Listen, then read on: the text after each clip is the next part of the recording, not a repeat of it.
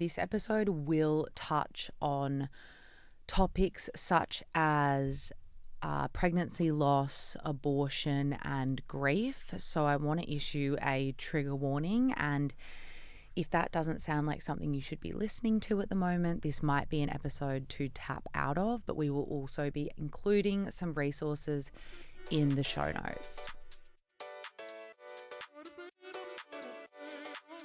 Welcome to Try Babies, the podcast where we're not afraid to be seen trying and crying. You're joined by Sunroom co-founders Michelle Battersby, that's me, and Lucy Mort. That's me. We help build the world's largest dating apps, Bumble and Hinge. Now we're in the thick of building our own tech company, and we're bringing you along for the wild ride.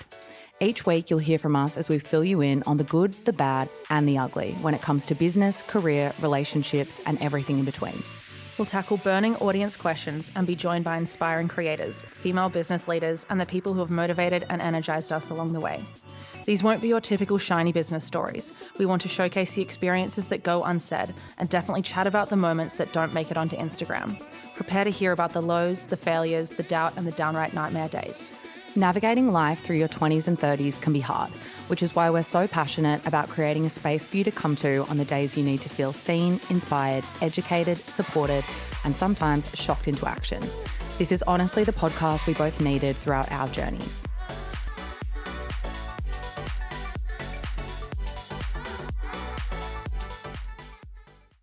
Welcome back to Try Babies. I am without my usual co-host today. I'm in Australia, so slightly different setting, but I have brought a lovely replacement, a fill-in, but you're so much more than that. I'm the understudy. Yeah, the prodigy. Successor.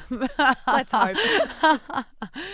Georgia, welcome to Try Babies, Georgia. She is a new employee at Sunroom and has actually been completely the person to get Try Babies off the ground. So I'm glad you get to join me on this ep. Thanks for having me. It's interesting being on this side of the camera instead of producing it, but I think, what we're going to talk about today is really important, and thanks for having me be a part of it. Of course. So this episode is relating to me being pregnant. I announced this week that I'm pregnant. It was amazing to get it out in the open, and I announced via a post, basically an essay I had written to myself back at the start of this journey when I was grappling with it, I suppose. I was trying to come to terms with how I felt, what my previously held beliefs had been, and I shared. People have been saying it's vulnerable. So do you think it was for you? I don't know if I would describe it as being vulnerable. I was just really honest about my journey and things I'd done and why I'd done them in the past. And I think what makes it vulnerable is it was potentially brave to share. And I can understand why people would think it's brave, because I did to and fro about if I should actually post this or not. And I wanted to be really considerate and I didn't want to offend anyone. But because it had been something that was occupying my mind for such a long period of time, I thought surely other people are feeling the same, so I may as well get this out there. So that's why I ultimately chose to do it. And I'm sure we'll get into today all the reasons why you were hesitant to share at times. Yeah, so I think I'll just start by reading it, because for anyone who hasn't seen it, it sets the context for this whole conversation and will give you an insight into my story, I suppose. So here it is. Trigger warning. So I'm pregnant. I've felt nothing but anxiety for the past few years when it comes to my fertility. Each baby announcement reminded me I'm consciously delaying my own. Each IVF update reinforced that my delays could lead to hardship. Each egg freezing journey emphasised people younger than me are taking steps to secure their fertility when I hadn't. Before I get into the how and why I began writing my story, I want to acknowledge that there's also a side to all of this I don't know: loss. For those of you who've experienced it, I'm so sorry. I don't take for granted how fortunate it is to have one of these moments. My heart is with you. I also want to acknowledge women who choose not to have children. I see you. No matter your path, the expectations placed on women when it comes to the topic of motherhood adds immense pressure to this time in a woman's life. I know some of you look to me for career inspo, which is why I feel the need to share my own struggles, as candidly, my career is what has dictated this decision for many years. I understand how incredibly hard it can be to think about when you might have time to start a family. I understand how painful it is when you know you want to have children, but you're worried your career will be jeopardized. When I found out I was pregnant, I found myself looking for women I could relate to who were guns blazing in their careers, so I could reassure myself that you can do both, and there are many. But this is my experience. For the past 5 years, I've made a conscious decision to delay having children, something I understand many other women are doing too. I've fallen pregnant twice and had 2 abortions, both with my current partner, Bill. I had those for my career. At the time, I believed having a child would hold back or sabotage everything I had worked for at a pivotal point in my growth. I wasn't ready, and I don't regret those decisions. I was young and had time up my sleeve. I didn't have to challenge or interrogate my long-standing beliefs around balancing a career and a baby, so I didn't. When I had my second abortion, aged 28, I made a decision to get my eggs counted every year moving forward. Knowing that I'd made those choices for my career, and knowing that I wanted to be a mother one day, made me want to ensure my future delays were always educated. I would strongly recommend this for any woman looking for peace of mind, and I'm happy to talk more about these options both in Australia and in the US if other women are interested. As you may know, egg quality is not guaranteed, but you can monitor where you're at and take appropriate action. Things started to change when I turned 32. The idea of the biological clock began to dawn down on me and caused a wrestle to occur in my mind. Career or baby, career or baby, career or baby. All of a sudden, my egg counting sessions weren't reassuring me anymore. Delaying was causing me anxiety, and all I could think about was when I would be able to fit this into my life. Up until the moment I found out I was pregnant yet again, I had accepted that those 2 things simply could not coexist for me. Because this pregnancy was somewhat of a surprise, I hated that in the moment I found out, all of my conditioning, societal pressures, and the restrictions I'd placed on myself for the past 5 years dominated my emotional response. I felt so guilty and so selfish to allow myself to have this baby, to allow myself to have something alongside of my career. My mind went to, will investors no longer invest because I'm pregnant? Will I look like I don't care about my company? Will I let my team down? Will my company fail if my output changes? What if an investor is choosing between my company and a male-founded company?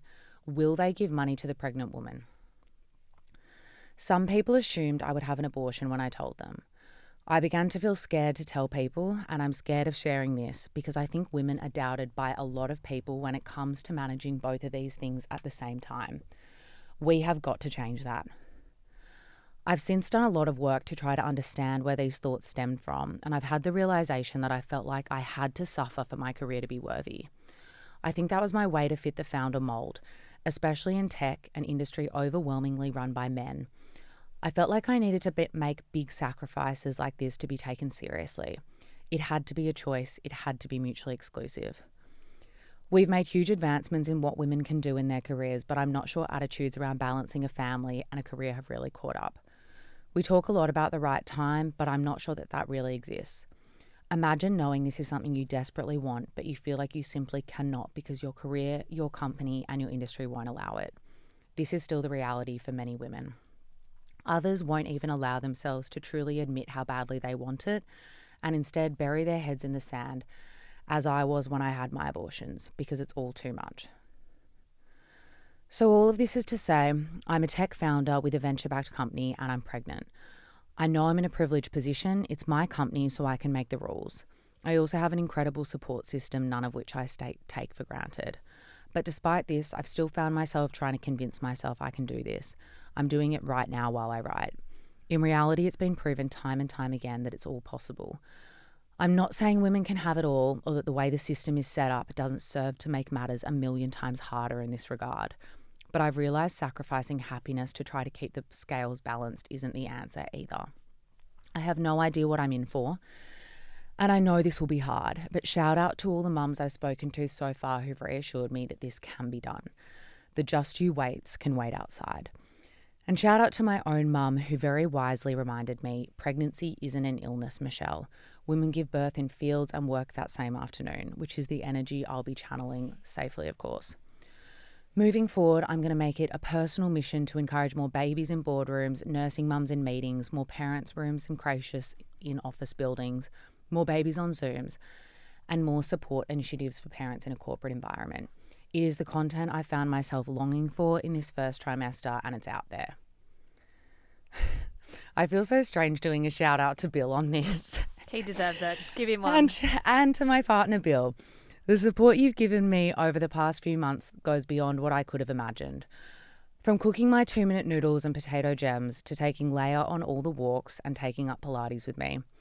I'm excited to bring someone as kind and caring as you into the world and to raise a child who knows they don't have to sacrifice every single thing in order to succeed.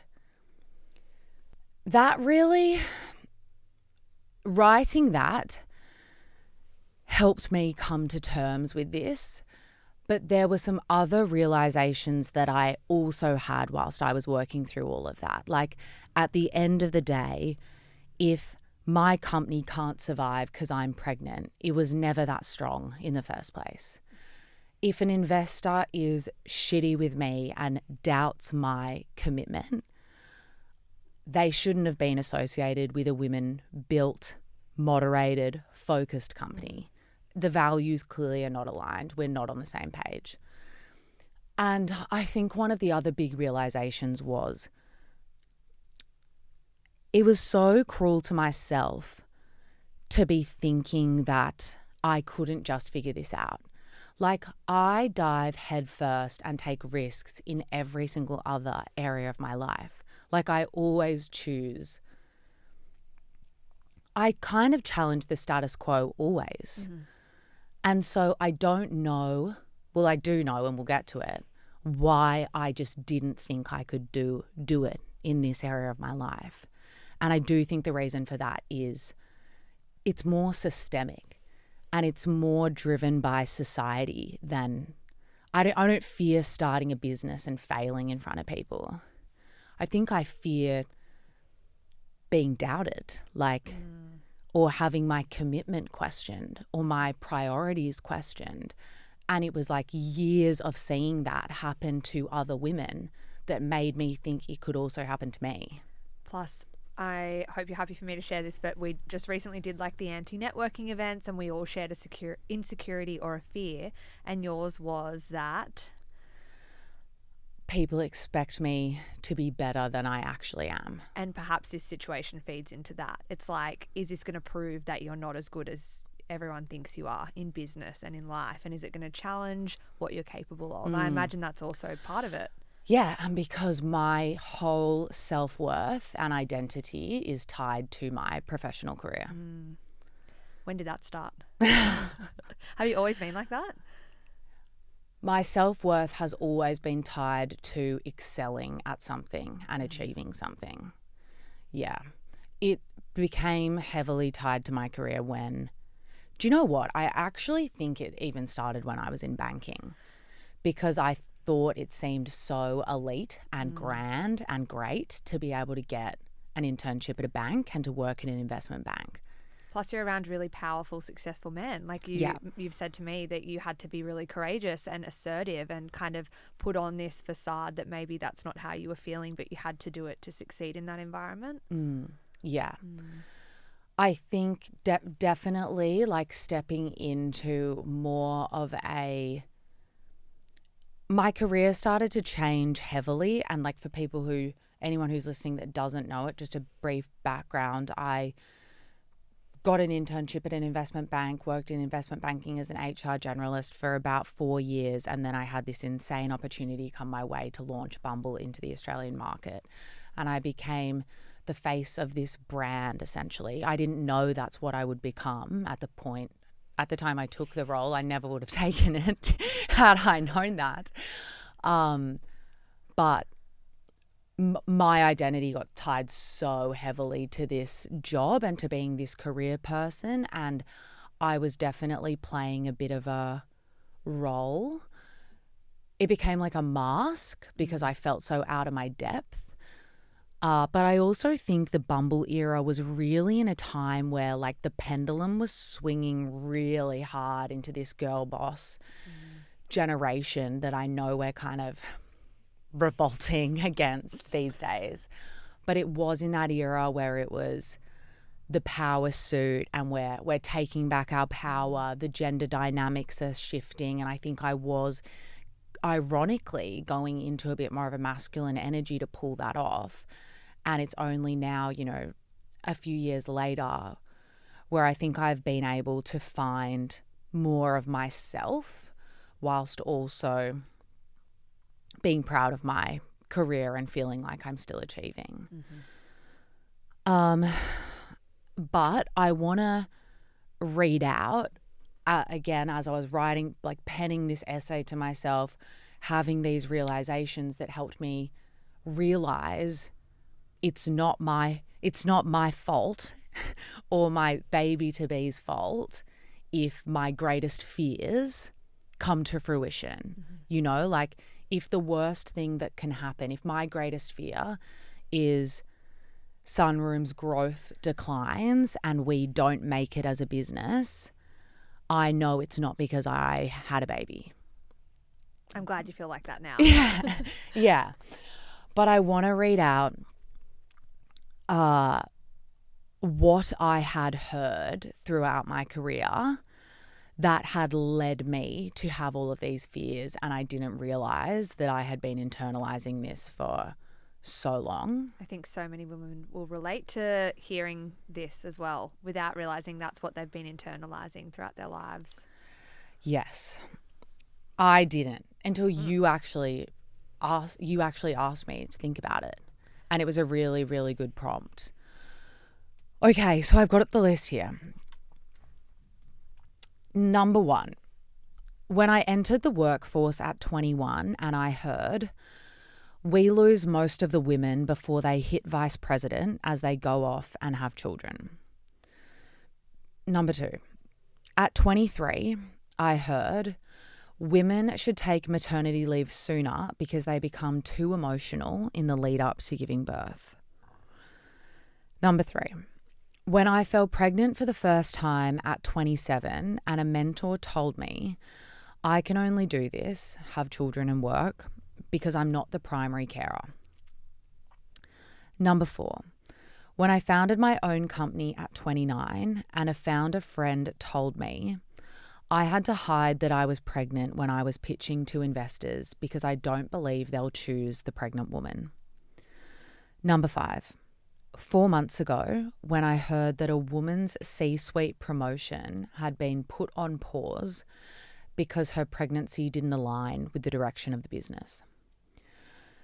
Number 6, I've heard my friends say they don't feel supported by their employers when returning to work and they have to work twice as hard to prove they're still capable. Number 7, having heard from multiple people that they hid their pregnancies for as long as possible because they felt uneasy about how their employers would respond. And number 8, throughout my career, being acutely aware that only 2% of venture funding goes to women's businesses and thinking to myself, it's hard enough already, why give them a reason to doubt me based on all of the above? And I think anyone listening to this would have their own list of 8, maybe 80. Like I could probably keep going. And I don't think we realize how those little things and being exposed to those little... They're like microaggressions almost. Yeah. Towards women. Yeah.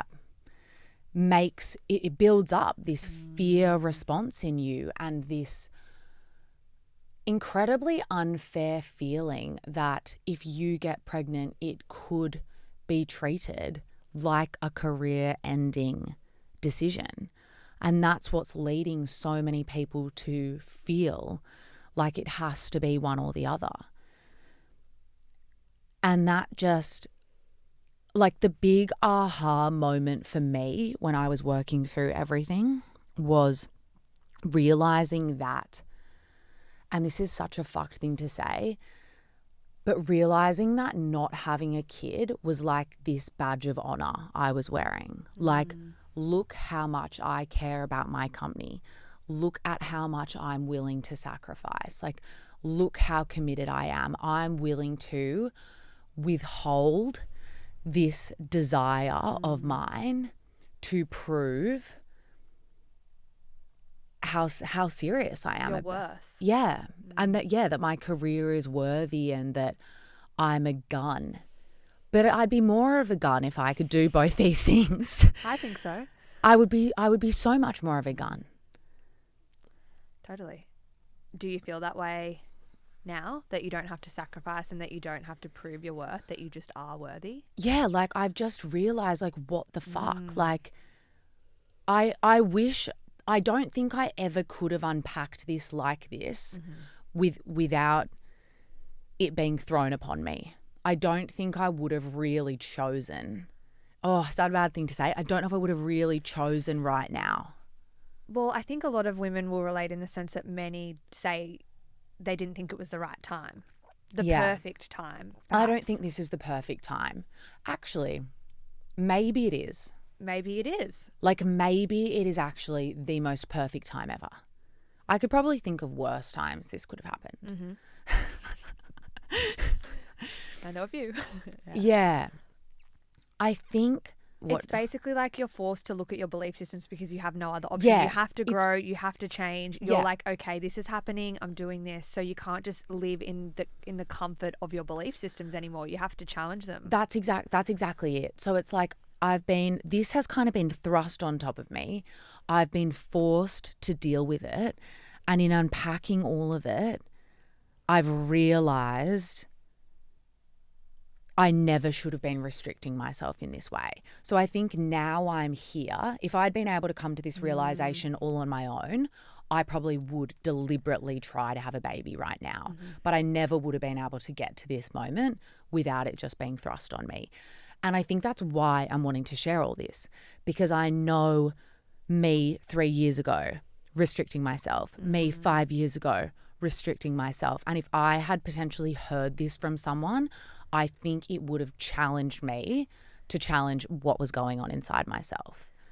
This whole process for me has been exactly that, like watching you come to terms with why you believe what you believe, how you wish you could have done things differently. Like, I'm 6 years younger than you, I think, or 5 years younger. And that is honestly how I saw my path going. Like, no kids, no relationship, can't do that. That'll get in the way of the career that you want and trying to grow. So I think so many women who are at a different stage of their career or building a career, who are younger or perhaps even the same age, hearing this will be so transformative for them, that like, you can do it, you can do both, and it's not something to be so scared of. Yeah. And I think I mean what I said. Like, some people, like, I've had so much support for this, which is why I'm feeling confident now to keep talking about it, because so many people have hit me up saying thank you. And the messages have just been, like, they really mean more to me than I could ever articulate, to be honest. Should we let's read some of them out, or some of your most emotional ones that have really got you? Well, honestly, I just can't believe how open people, I think the ones for me that have been the most emotional are people saying thank you for sharing that you had an abortion for your career, because I had one too. And I felt so guilty for choosing my career in that moment. And I just don't think there should be shame around that. Like, I completely understand wholeheartedly why someone has felt like they can't do both, because society has not set us up really to believe that we can. And I think what I've also realized is I've had so many women tell me how scared they've been to tell their employer that they're pregnant. And I think this stems from the fact that people's reactions are so inconsistent, and it's very hard for you to know what kind of reaction you might get from your employer. Like, some employers, don't get me wrong, could be amazing. And I think in Australia, there are companies out there leading incredible examples in this area. But for a lot of people, they just don't know what they're going to get. And so they hide their pregnancies for as long as possible out of fear. And then people have been messaging me saying I cried and I apologized when I told my boss, like it is not too much to ask that women in workplaces everywhere feel like when they tell their boss they're pregnant, it will be celebrated. Like, that's really all I think we're asking for here, is that it's celebrated, not shamed or mocked or we're doubted. Like, we just want to feel safe in that moment and supported. That's really it.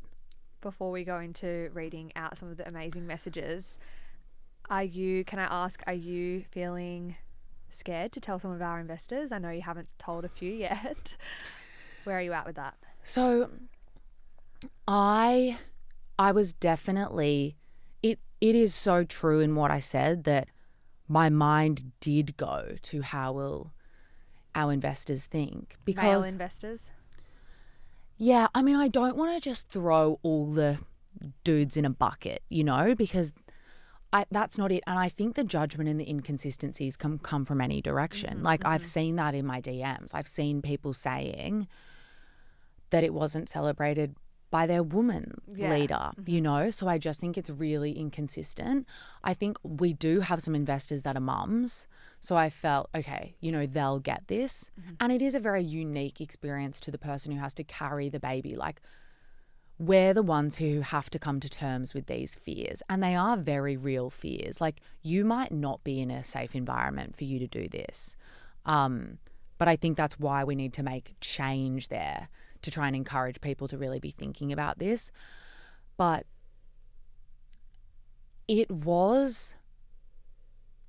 I didn't want to just go into having conversations with our investors without getting this story out there. Like, I needed to get all my feelings down on a page and actually put it out into the universe. The universe, the internet. Yeah.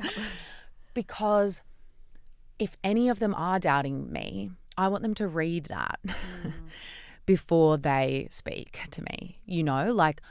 I want to try and shift people's perspectives on this and see it from, how someone who's career focused actually comes to terms with this. So I think, I also would say all of our investors are great and they have chosen to invest in a women-founded brand. So I would think I'm in a much more privileged position in that regard than another founder, for example, who may have a company that isn't as mission-driven and isn't focused on women and women's needs. So that probably means that I'm already surrounded by a group of people that will be more understanding. But I wasn't really thinking of that in my moments of doubt. I was thinking about it was my conditioning, and that was immediate fear.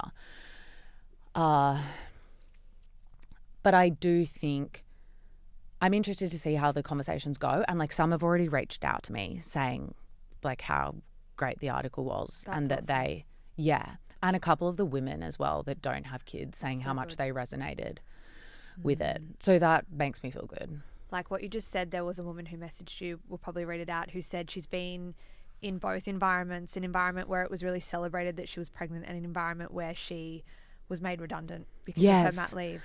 Yeah, let me read this. So I never wanted kids. I only wanted a career, and then I fell pregnant and it felt right, but I was beyond scared for my career.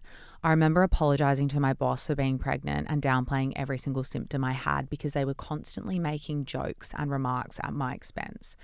In the end, I was made redundant during mat leave. Now I'm working in a leadership role with my baby at home and it feels incredible. The difference between a non-accepting company and their opposite is huge. All the women within the company are happier, better equipped to handle stressful times and are wanting to stay. It's mind-blowing how in 2023, the choice to have a child and to want that side of your life is still at a cost to your career in some companies. I think that sums it up really well. And just the inconsistencies in how people are approaching this.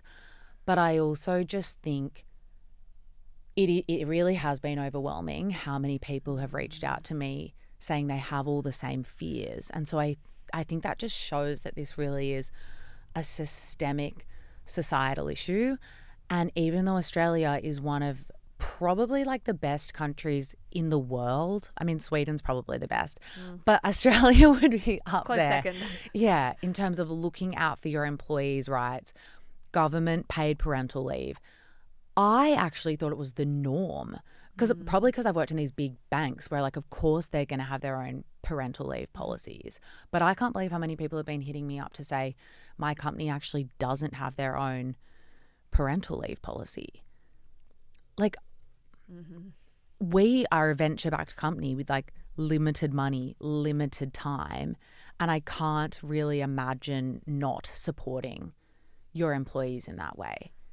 I would love to ask, what are some of the sort of, how do you want to approach this at Sunroom, like for future women who might want to have babies, or what are some of the things that you want to put into action and show that this is how we should approach this, and other companies listening might be wanting some sort of direction on how they can better support women who are in their company? I honestly think the first step is having conversations about this. Like, I've never really been asked this question, you know, do you want to have kids and when do you see that happening for you? And I think that almost adds to the fear and the guilt around it. Like, it's just this unspoken thing between maybe you and your colleagues or like your bosses or investors or whoever. But I actually, and of course, not everyone wants to have children. So I think you also have to be mindful of that in how even asking that question. Yeah. Or someone could be going through loss. But I think it starts with conversation, really open conversations about this, just to know that this can be something that's brought up. But also imagine if you had someone in your business that was going through multiple miscarriages, probably all under the table, because you're then not even meant to speak about this kind of stuff so early, and they would be experiencing all of the sickness and shit that I'm experiencing right now with this huge amount of grief at the end of it. But I think it's about recognizing that, like, no matter what someone's decision is as a woman, I think this is still something that all of us think about. And so I think it's about creating environments that are aware of that and just kind of saying, no matter what direction this is going for you, like, we're here to support, and here's some examples of people who've done this, this, and this. I think that is the best first step. And like, if I had a bigger company right now, I would literally do a survey. Like, I want to do a survey on my Instagram right now and ask people, would you feel scared to tell your employer that you're pregnant? Like, because that's what I'm hearing in my DMs, and that's a cultural problem within an organization if people are feeling scared to bring this up, or people have been bringing up guilt around taking themselves off contraception even to try because they feel so scared about what will happen next. So I think it's conversations, because I also don't think there's like a one size fits all approach to how you that's the wrong term, how you support people through this time. And I just had a meeting with someone who was saying the way parental leave works is, you know, you take it all at the start, but she was like, I would have loved to have been able to break that up. Like, the newborn phase was a bit for me. Yeah. And I thought I'd probably be happier going back to work, but then at 6 months I would have loved to have spent a few more weeks with my child. So I think it's also being aware that every person will want to approach this differently. I had someone in my DM saying that their husband had a better parental leave policy than they did. So like, I think flexibility is a huge one, but I really think having the conversations is the first step. And I really think it helps women tremendously to see examples of people doing both within an organization and watching how they navigate it and learning from them and picking up different strategies or different ways to be flexible. So I think for Sunroom, it's like, I just see it right now as a really good opportunity for me to set an example of this will be celebrated here. And I've, again, have no idea what I'm in for. Like, I would hope everyone expects there to be a baby around. That's not an invitation for people to tell you what you're in for. Please. Let's keep those to a minimum. Yeah.